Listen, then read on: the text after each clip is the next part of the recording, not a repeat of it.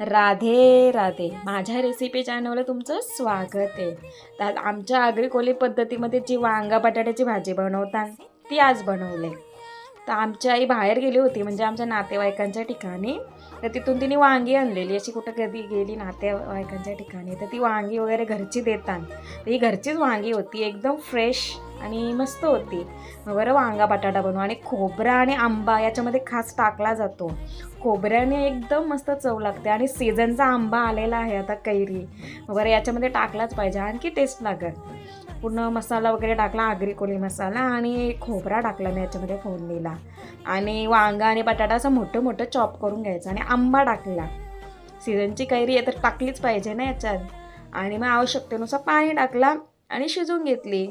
Minimum 25 ते 30 मिनटामध्ये वांगा बटाटा शिजतं. आणि खायला तर एकदम चविष्टच लागतं. ताजा वांगा होता आणि एकदम गावठी असा. त्याला चव पण एकदम भारी लागली. जर तुम्हाला रेसिपी आवडली माझी, तर तुम्ही पण नक्की ट्राय करा. माझ्या व्हिडिओ आवडत असतील तर नक्की लाईक करा. Thank you.